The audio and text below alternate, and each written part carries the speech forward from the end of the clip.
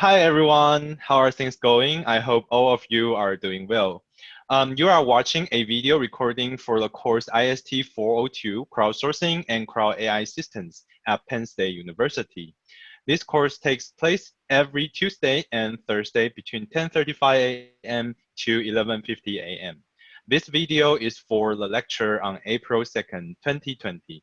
Today, we have the pleasure to invite my good friend and collaborator, Dr. Saiph to join us, and she is going to talk about the future of work or future work.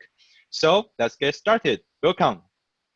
Thank you very much, Kenneth. I'm very excited to be here. Thank you, everyone who's watching from home. I hope you are safe and well. So let us begin. A question I'm highly passionate about is, how might we use automation to empower workers? Automation has, on one hand, been displacing workers from their jobs. This has led workers to lose their livelihoods. However, automation has also been creating new jobs for workers. This is especially in the form of jobs that mix artificial intelligence with workers' labor. Together, these types of interactions are creating new types of services that were unavailable with machine learning alone.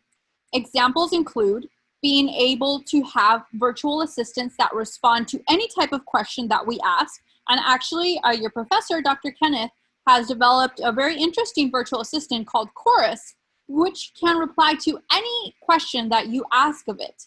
And this is because it's combining artificial intelligence with workers' labor. Usually how it works is that companies post on gig marketplaces the tasks that they want workers to do. Workers respond, complete the tasks, the companies collect all of the responses, do error checks, and then deliver the new services that they want. Usually, the people that are working on these platforms are called gig workers. This is a term that comes from the music industry to refer to when musicians were working for little businesses for a short period of time. They were going from gig to gig. Similarly, workers are also working for different employers under a short period of time. They're going from gig to gig.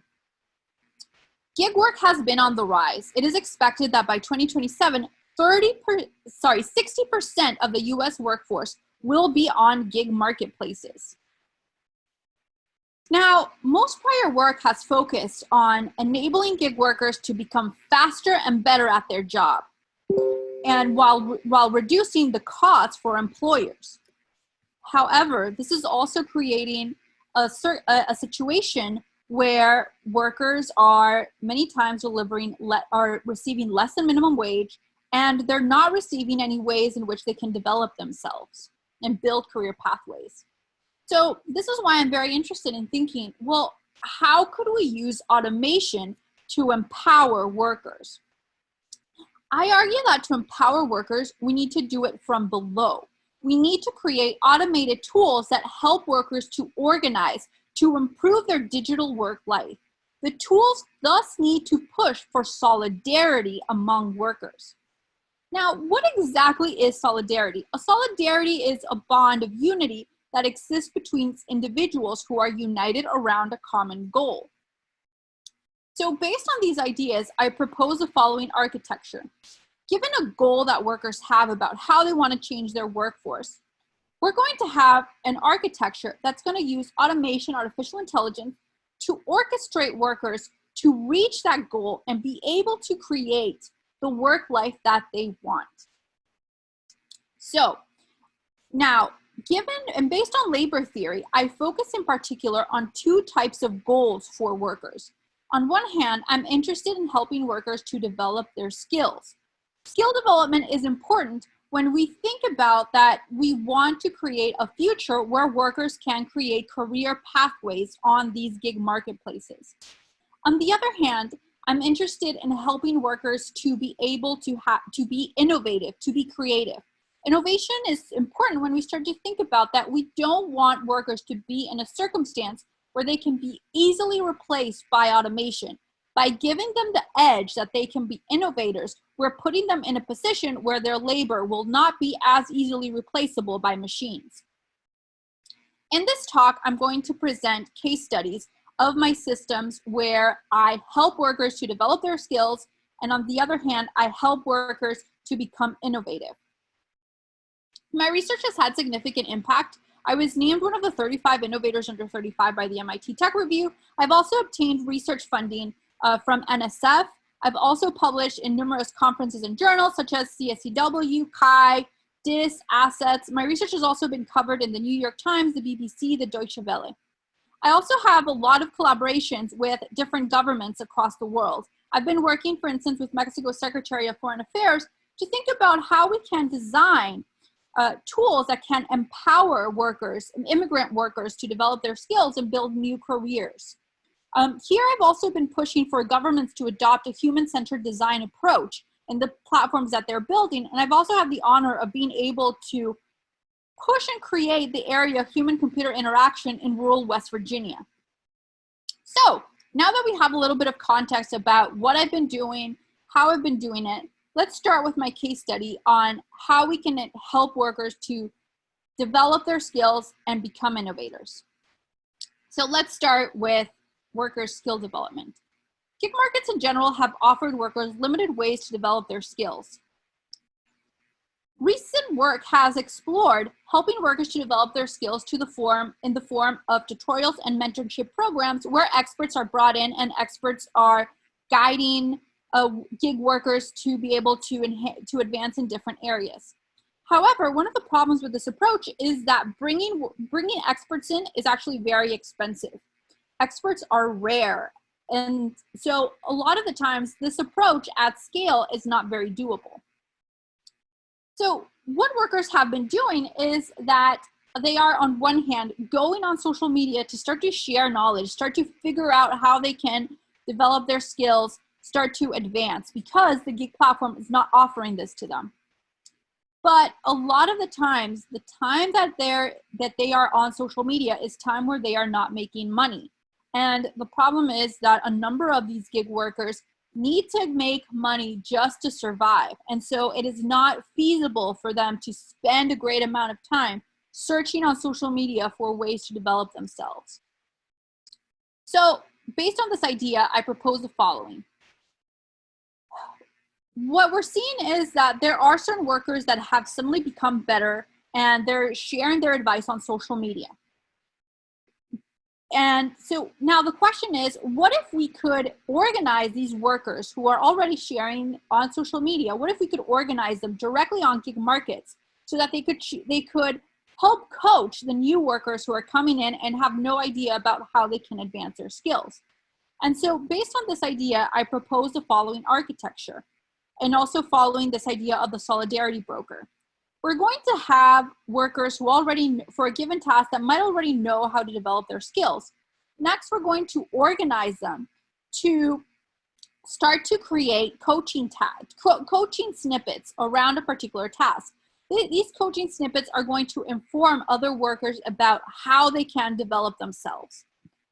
And then we're going to have workers say, you know what, this coaching really helped me. No, this coaching was actually really bad. We're going to use that feedback, and then we're going to feed it into a machine learning model that is going to learn what type of coaching is the most efficient to give workers for a particular type of task. And so at the end of the day, through this process, we're going to be able to have coaching for any particular type of task that emerges on a gig platform. And through this process, we're going to enable workers to be able to receive coaching and advance their skills while they are doing labor on the platform. Now, when we're thinking about the design of the system, we have to consider that we want to have on-the-job training. Workers have to be able to receive the coaching while they're on the job, precisely because of what we mentioned, that they can't go off on social media. They have to be making money. And so we have to also make it, given that receiving the coaching and doing the coaching is going to be inserted while they're doing their main task, this needs to be an activity that's really easy to do. It needs to have a low cognitive load, given that workers are, at the end of the day, going to continue doing their main task. Coaching and receiving coaching is a secondary activity, so we need to have low cognitive load. So based on these ideas, I propose the following interface. Here we have a simple task that is for Amazon Mechanical Turk, where people are going to be transcribing tasks they're going to receive an audio and they're going to be transcribing it. This is a normal Amazon Mechanical Turk task. Here, we created a web plugin, which is going to be inserted on top of the Amazon Mechanical Turk interface. The web plugin allows workers to be on the Amazon Mechanical Turk without having to change interfaces. Now, the web plugin is going to ask workers to share tips to others. Basically, these tips about how they can improve themselves with this particular task, how they can start to develop their skills, how can they become faster and better with this particular task. Notice that this window actually takes very little space. And this is done precisely so that this is an activity that workers can do really fast in a short amount of time. Then we also ask workers to provide feedback on the coaching that others received for this particular type of task. And this is also an activity that's going to take workers very fast to do. It's a thumbs up, thumbs down. Do I like this coaching that I received? Do I think it's good? Do I think it's bad? Just a thumbs up, thumbs down. Through this interface, we allow workers to be doing their main task while they're rapidly receiving coaching. And the coaching is not going to take them, and if they want to coach others, it's not going to take them hardly any time, so that they can rapidly do it, continue their main task. And they can also receive coaching in a very fast way. Now, given that we have the design of this system, we want to now evaluate it. So there are two things that we want to evaluate when we're thinking about the system. On one hand, does this type of tool actually help workers to develop their skills? So do they become faster and better at their job? In order to study this, we're going to do a field experiment where we're going to have control variables where we can see, are workers becoming faster and better at the job that they want? Now, however, given that we also want to understand if workers would actually use this type of tool, we're also going to do a real world deployment, because it's unclear if workers might just use this tool for the field experiment, but then forget about it, never use it, or if it's something that they would only use for certain types of tasks or just forget it. And so I think that it's important to think about, how do we help workers to use these two types of tools, how do they use these tools in the wild? And so that's why I also do a real world deployment. So let's start with our field experiment. Our field experiment is going to focus on, does this type of tool help workers to become faster and better at their job? For this purpose, I focus on a particular type of task that is not open-ended, it's closed-ended, so that I can actually check if workers become faster and if they become better. I have a clear measurement of quality. So I focus in particular on evaluating workers for the task of audio transcription. In audio transcription, I have a clear definition about whether or not workers did do the job correctly. Unlike writing, for instance, where it can be a little bit subjective sometimes to say if somebody wrote a good essay or not. And so I focus on audio transcription. Notice that audio transcription also helps you, it's also an important skill to be good at, because a person who becomes good at transcribing audio can earn up to $50 an hour, for instance, in court documents, when they're transcribing court documents. So I focused on audio transcriptions, and what I did was that I had 90 workers divided over 3 conditions. Control was workers are going to be doing 3 audio transcription tasks without receiving any coaching. Random is workers are going to be doing 3 audio transcription tasks while they're receiving random coaching. This is, I did not integrate any AI. And then the last one is my solidarity broker case, where workers are doing audio transcriptions, and in addition, the coaching that they're receiving is the coaching that our AI has learned is the most efficient for improving in that particular type of task. So given these conditions, we first tested out, okay, so how fast were workers? This graph shows for each of the 3 tasks that workers did, how much time they took and the average amount that they took. what we notice is that workers using our solidarity brokers actually became faster at completing the tasks. Next, I inspected the work quality. So again, we have the 3 types of tasks, and then I checked out what was the accuracy of the transcriptions that workers did. And what I found was that, again, workers who were using our solidarity brokers maintained their work quality. So overall, what we're finding is that workers using my solidarity brokers significantly became faster at their job while they maintained their labor quality. So now let's go into the real world deployment. So how exactly are workers using these tools? So I deployed my tool for around 2 weeks in June 25th to July 7th.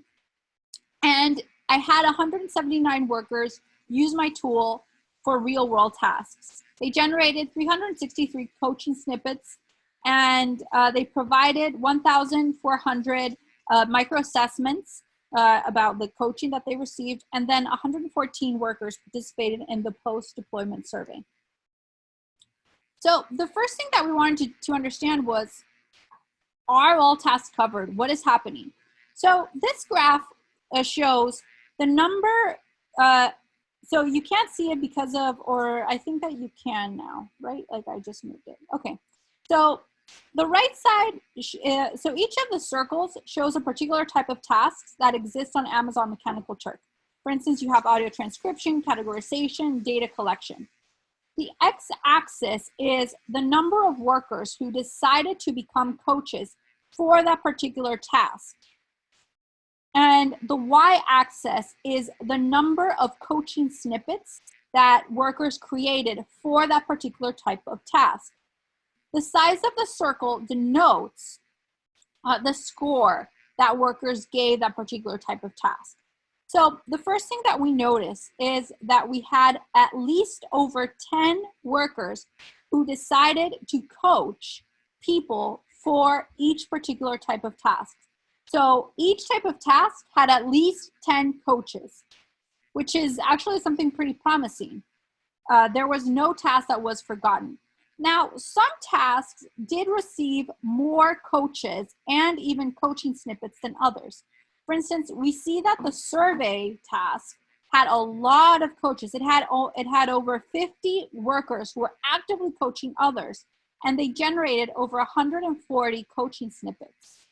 What's interesting is that even though we had a lot of workers generating coaching snippets, you might think, you know what, maybe you're going to get a lot of crap because everybody's good at survey tasks. But people actually gave these types of tasks a high score. And so we notice that the circle is significantly large, which means that people found the coaching actually useful. Now, we also notice that there are certain types of tasks that, for instance, we had a lot of coaches who were generating a lot of coaching snippets, but workers maybe didn't find the advice useful. Such was the case, actually, for instance, for audio transcription tasks. Here we see that the size of a circle is very little. But in general, what we're observing through this is that workers in general are actively being coaches for all types of tasks. Now let's see a little bit about what workers were saying about this tool. So workers on one hand considered that this type of tool helped them to explore new types of areas in the workplace. So for instance, this person says, receiving tips about tasks you hadn't performed yet helps you decide if you should take them. So these types of tools are helping workers to start to explore new career pathways because they can start to see kind of what to expect from a particular type of job. My tool was also actively helping workers to feel that they were building solidarity in the workforce.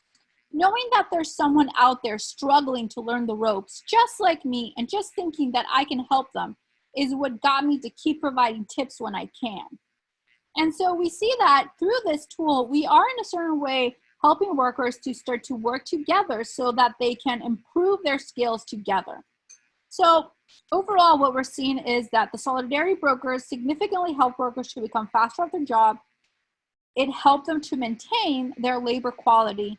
And it was used for a variety of tasks by a large number of workers. So we had at least 10 workers who were coaching each of the tasks. Now, the biggest takeaway is that with the solidarity brokers, we can empower workers to start to develop their skills while on the job. Now, let's take a look at some of the research opportunities that I see here. I think that there is a lot of value in thinking about how we could integrate workers' values, domain information, and culture into this design of the solidarity brokers. I think that it's also interesting to think about how do we integrate these solidarity brokers into other gig markets such as Uber, Upwork, TaskRabbit. How do these solidarity brokers look like when we're thinking about more specialized skills, for instance, multitasking, strategic thinking, business communication skills? I also am interested in looking at how can these solidarity brokers help to facilitate career advancements, for instance, facilitate new job opportunities. I've been exploring my solidarity brokers in a number of different spaces. So for instance, I've been studying how we can integrate these solidarity brokers in helping people to build infrastructure for the blind. So here, basically, we take a group of people who are maybe passing through a building, and we use the solidarity brokers to help them develop the skills that they need to build infrastructure that will help blind people navigate buildings and doors. Because a lot of the times when blind people are in a building, they're using their cell phones that connects to different beacons that are in the space. But the problem is that it's hard to install those beacons. And so I explored how we could get non-novices to do the installation. I recently, that was work that was published in Ubicom, and the previous work was published in CSCW. This work is a new work that we have for WWW, where we're exploring how we can use the solidarity brokers to guide now novice workers to improve their wages. So it might be that, for instance, some workers have figured out the way in which they can use certain type of tasks to increase their wages. What if we have them help other workers to follow these types of rules in order to increase their salaries? I've also been exploring another WWW paper that I have uses these solidarity brokers now to help employers realize when they are writing a review about a worker that is unfair. And basically, the system prompts them and tells them, hey, you're evaluating these workers in an unfair manner. Please reconsider your review based on this and this and this. And so through my solidarity brokers, I'm able to guide employers to be fairer to gig workers. And I showed how through this approach, I was able to get employers from Uber, Grubhub, and Upwork to write fair reviews about gig workers. And so now I'm going to jump into my solidarity brokers to improve innovation. I'm just going to check really quickly the time with Kenneth. Kenneth, do you think that I would have time to talk about my innovation, or should we go into questions? I can do whatever you prefer. No, I think we have time. Just you can keep going. Great, thank you. No So problem. now that I've gone through solidarity brokers to enhance worker skills, let's go into solidarity brokers about powering innovation. So let's recall that I'm arguing that we need to focus on using solidarity brokers for two types of goals. On one hand, helping workers to develop their skills, because this will facilitate that gig workers can now access new career pathways. The second one that I'm interested in is helping workers to be able to propose innovate, become innovators, because this will mean that they won't be as easily replaceable. So some of the design considerations that I consider when thinking about how we can help workers to become innovative is that we can increase people's innovation by prompting them to brainstorm new ideas. So I propose the following architecture. I identify the workers that we want to target, who we want to become more innovators, and then I create systems that basically prompt them, guide them to create innovative solutions. And then through this process, I can get workers to start to prompt new solutions to the workplace, new ways in which they would like to see their workforce. So here's an overview of my architecture. here I'm working now with online bots who are basically going to be living in the same workplace where the workers are.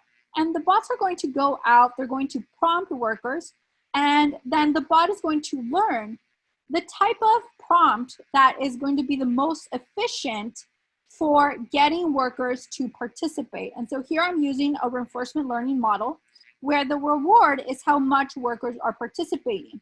And so through this process, this is another way in which I can use artificial intelligence to learn the best way that the bot can get workers to start to innovate, to start to think about how they can change their work life. So based on collective action theory, which collective action theory a lot of the time focuses on prompting people to think about solutions to things that they would like to change, that they would like to create. So I use this theory to identify the different prompts that I can use. So on one hand, I have the direct prompt, which is just upfront asking workers, how do you change their workforce? How might we collaborate to improve the conditions of blue-collar workers? The second one is the solidarity prompt. The solidarity prompt also upfront asks people about how we can collaborate, but then integrates a solidarity quote. For instance, when spiders unite, they can tie down a lion. The second prompt focuses on directly, again, telling workers, do you want to collaborate? Let's think about how we can improve the working conditions of blue-collar workers. But in addition, it also tells workers what they would gain if they participate. So if we answer this, we can better our kids' future. Finally, we have the loss prompt. The loss prompt focuses on telling workers what they are going to lose if they don't participate. So for instance, here, we might expect them to say, oh, you know what, without collaboration, we're not going to have any hope. And so I'm interested in thinking about, okay, so we have all of these different prompts. So do these actually help to get people to brainstorm ideas, to get them to become creative? So I put my bots into operation for around 2 weeks. Bots mentioned different groups of people, and then they guided them to brainstorm it and provided follow-up questions. So here is, for each type of prompt that the bots use, how much people replied, the percentage of citizens that participated with the bot, how much people interacted with each other with each type of prompt, and how much they interacted with the bot. What we notice is that, one question. So what we start to notice is that the direct prompt was actually the most efficient for getting workers to start to participate. So we observe here that that was the one that got the most replies. It got the most citizens to participate and also the most interactions with each other. However, the most interactions with the bot, for instance, retweets and likes, came from the solidarity quote. So people like those solidarity messages. So overall, we can start to see that less manipulative bots, bots that were more direct, had more participants and drove more participation when prompting people to devise innovative solutions. Now, we were able to get people to participate, but are these people making on-topic messages when prompted by bots? Because it could be that the bot is asking them, for instance, to collaborate, and they could just be saying like, oh, what is this bot? Go away. And so I wanted to see, okay, are these messages on topic? So I collected all of the replies that people gave the bots, and then I had people from Upwork categorize whether or not the reply was was a response about ideas about ideas related to what the bot was asking them. So for instance, if the bot was asking the person to provide ideas about how to improve the condition for blue-collar workers, they would say, yes, this is an idea related to that, or no. And then I used a majority rule to categorize responses. This is an example of a on-topic message. For instance, this user says, I think a good way we could start to improve the conditions of blue-collar workers is by having allies in strategic places in factories. And so people that are on topic are providing innovative ideas related to the topic that the bot is requesting. Off-topic messages are when a person says something like, my mom asked me to not waste time talking to robots. So it's when they are not providing solutions to what the bot is asking from them. Here are the results. So I have here the different strategies, and then I have the percentage of messages that the percentage of messages that were on topic or off topic. What we notice is, on one hand, in general, the average across strategies was 81%. So in general, people were replying on topic messages to the bots when prompted. However, the strategy that provided the most on topic messages was the direct strategy with 94%. So being upfront, again, was the most effective way for bots to get people to start to innovate, to start to think about these ideas. Notice that the law strategy was the one that had the least number of on-topic replies. And it seemed that some of these more manipulative approaches led people to start to question whether or not bots should be involved in these types of activities. So again, we notice less manipulative bots had more relevant participation from people around innovation, so around how they could create change in their workplace. Overall, we're seeing that we can use these automated prompts to get people to collectively start to brainstorm and innovate. I see that there are research opportunities in studying how bot communication prompts affect participation. So studying how different types of prompts affect how much, how often, and the type of people that we can get to participate. I'm also interested in studying the long-term effect of prompting people. Because it could be like how are people responding longer term to these types of tasks. I'm also interested in studying different gaming mechanisms for prompting people. So maybe we could think about integrating badges and seeing how that plays out. I've been using my prompts to study different things. For one hand, I've been studying how we could get people to, how we could use these types of prompts to get people to identify creatively the type of knowledge gaps that we should cover, and then organize them to cover those knowledge gaps. And I explored, for instance, how we could do that to help people identify knowledge gaps that exist on Wikipedia and get them to start to create articles around that topic. Some of those articles have been up on Wikipedia for over 1.5 years. I've also been studying how we could integrate, for instance, this type of prompts directly within gig marketplaces. So for instance, we created this tool called Turker Tales. This was published at DIS. And here basically workers are going to be doing their task as normal. And then what's going to happen is that they're also going to be given the opportunity, if they want, to start to write short stories. And then read the short stories from other workers and provide feedback on them. And so this was a way in which we were studying how we could start to integrate play and creativity directly into crowd work.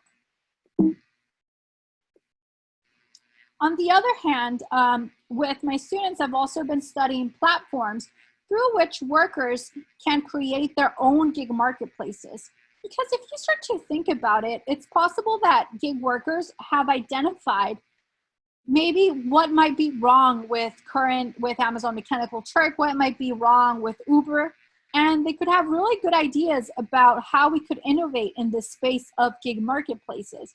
And so with this tool, we offered a way in which anyone could create their own gig market. And they could propose it, and we started to see the type of ideas that workers created, the type of ideas also that employers created, and started to contrast it to better understand the needs. But I'm very interested in thinking about these types of tools that empower anyone to become an innovator. And so basically this is my talk about the opportunities that I see in helping workers to develop their skills and helping workers to become innovators. And I'm really excited about questions that you may have. And thank you again, Kenneth, for inviting me here. Here are my information in case people want any. So you can find me in my website. Write me a message on Twitter, where Kenneth and I are now friends on Twitter, which he didn't used to use Twitter. That's nice, you joined the Twitter. So So I have questions. So many of your work kind of you introduce the concept of the like broker, the middleman, Yes. to help workers, right? Yes. So of course, I mean, to me, it's a very straightforward question is that how do you know the middleman actually helps, right? I think so. Of course, compare with the human middleman or human broker, I could imagine the bot can be created by the workers themselves, which kind of make sure they build something that is useful for themselves instead of to the platform or to the others. But how in a higher level, is there any way to make sure that your algorithm or your bot or your automated intervention you did, it's beneficial to workers? That's a great question. And I would argue, so the question that, how I understand your question is, for instance, what if we remove the middleman and we just create maybe tools that are helping, the directly automated tools that are helping workers? What I would argue is that currently we actually do have a lot of tools that workers are creating. For instance, one of them is TurkerView. So TurkerView is a tool that was actually created by crowd workers. And basically this tool helps workers to be able to see information about the gig market that certain workers considered was important. For instance, the score of different requesters, the expected hourly wage, and they actually created an automated approach that starts to predict the hourly wage of a request given a requester. And so that is a type of tool that I would argue is going towards the point that you're saying, in which maybe you don't need the middleman. Maybe you just need workers that are developers. What the problem that I see with TurkerView is that TurkerView is, and these types of tools, and in general, a lot of these tools, a lot of them assume that all workers have a particular type of profile. For instance, TurkerView showcases a wide set of, let me see actually if I have the slide of TurkerView, 1 second, because I think that I had their interface somewhere here.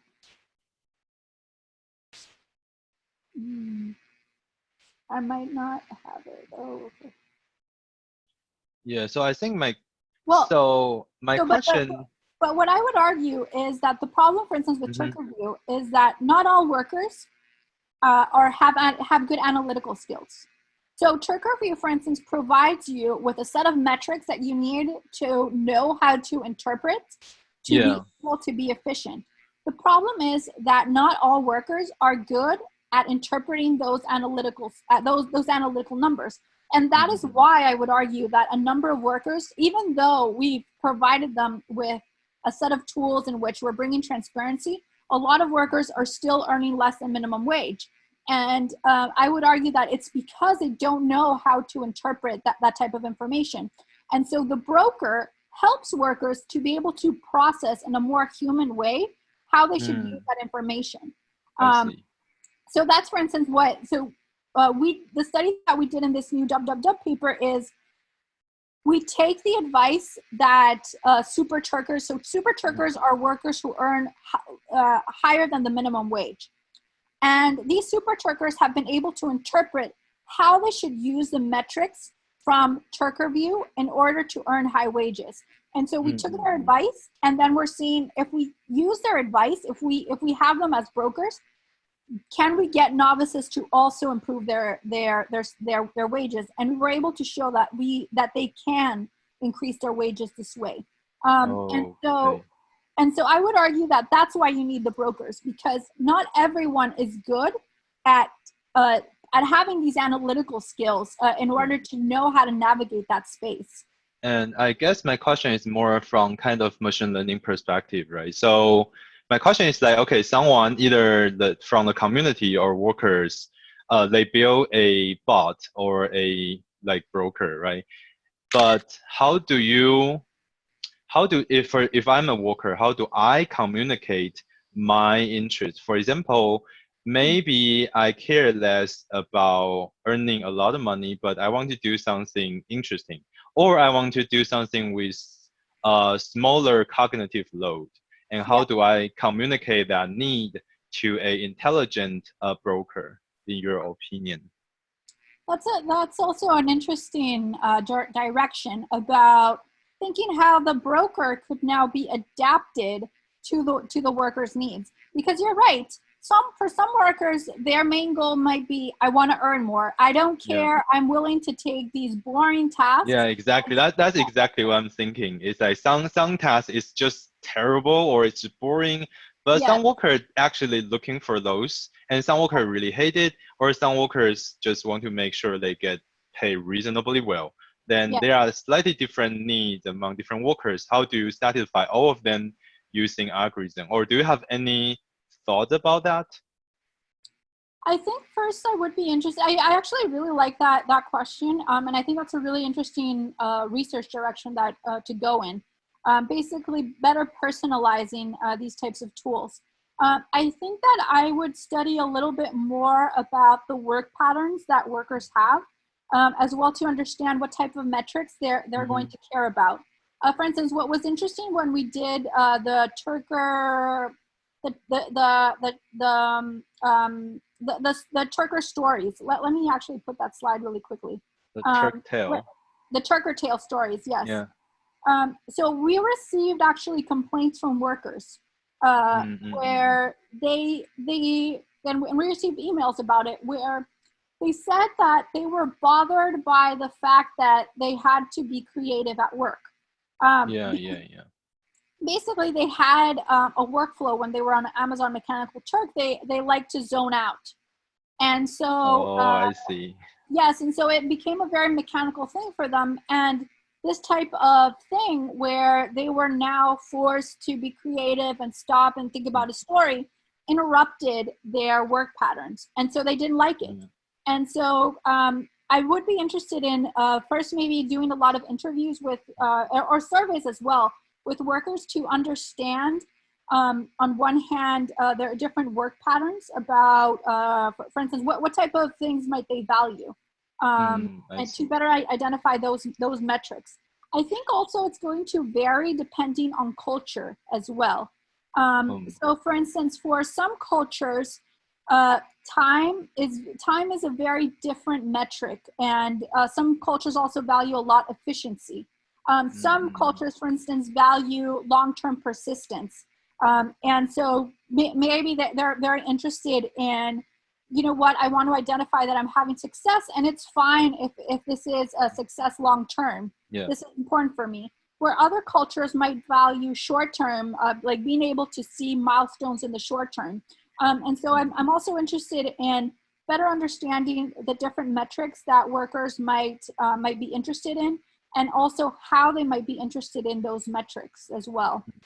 So I think because you use a very interesting analogy, the broker, right? And when you think about a human agent or a human broker, if I hire someone to represent my interest, I would at least imagine they understand my interest, right? For example, this is the minimum price I can afford, Yes, or for example, I'm buying a house, what I care, what I really don't like, or what are some factors that I maybe care less about. It's yes, good to have, but I can give up something like that. yes. And there are different factors. And I'm just thinking, is there any way we can have the worker to communicate their need or interest to the broker? Of course, I understand that it's a very big problem, and even from machine learning perspective, it's a big problem. How do you communicate users' need to your algorithm, and Yeah, how do you serve different needs? Use one model, and those are big questions. And I'm yes. just thinking like, how how do you think about that?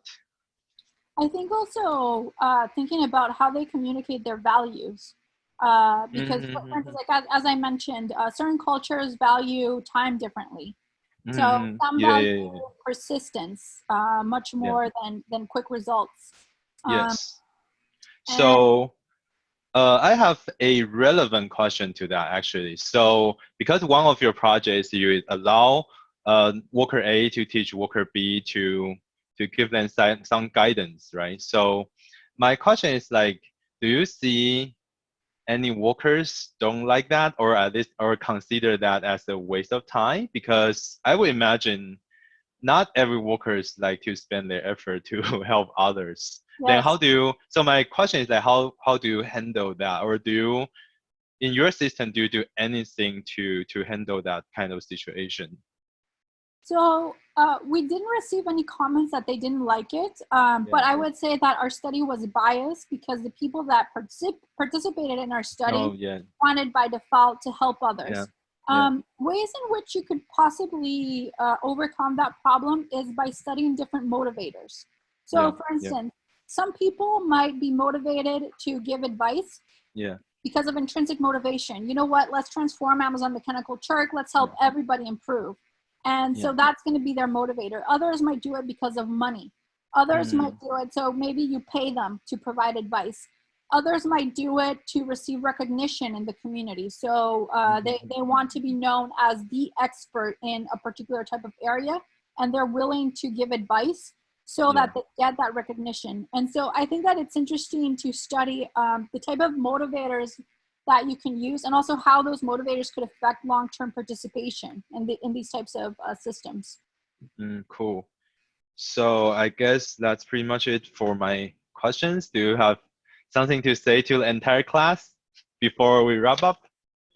Thank you very much for having me, Kenneth. I hope you guys can use this to continue creating tools for workers, especially right now with COVID-19. I think that there's a lot of great opportunities to think about how we can empower workers. Because, for instance, right now the circumstances are that a number of workers have been displaced from their jobs. A lot of workers are now having to get on these gig marketplaces to find new jobs.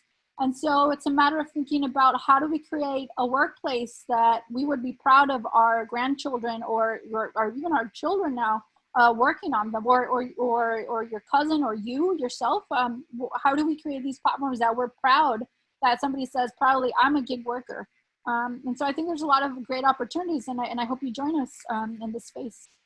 Yeah, great. So it's pretty similar to what I said to my student a few days ago. I said, like, in 10 years, when you talk about this to your kids or to your grandkids, right? You don't want your story just only be about toilet paper, bottled water, or Zoom, right? So you want to say something more than that. You want to, if possible, you can say, oh, I contribute my expertise to do X. Maybe it Wow. works, maybe it doesn't, we don't know, right? But at least you have something more to say. You try to contribute Yes. and to help the community. That's a good thing to do in general, I think. That's a great point, actually, about what would you have felt proud to do. One thing I think it is important is that I think it's easier for us to get involved, for instance, in crowd work than a lot of the medical things, because for a lot of medical things, it is important. Like you do need to have a lot of experience in that area because people can get hurt. Yes. And so identify ways in which you can help out while minimizing the dangers to others as well. For instance, Mm-hmm. I've seen right now a lot of people talk about, oh, let's do a hackathon for medical devices, but Yeah, that's also dangerous. And that's so, true. That's very true. but I like what you're saying about, you know what, think about how you could contribute to create change, because you're right. We have now a lot of knowledge that can be used to create positive change. Yeah. Even one thing I've noticed is that this change can even be in small things. For instance, I identified that, for instance, workers in Mexico were being displaced, and Starbucks is not paying them right now during Oh. COVID-19. And so I started a petition because I noticed that nobody else had started a petition about them. So I started this petition where I joined this NGO called coworker.org to Mm-hmm. ask Starbucks Mexico to pay workers during COVID-19. Now, Mm-hmm.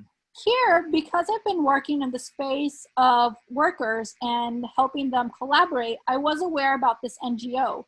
This NGO Mm-hmm. basically focuses on organizing workers to take action and to Yeah. change the workplace.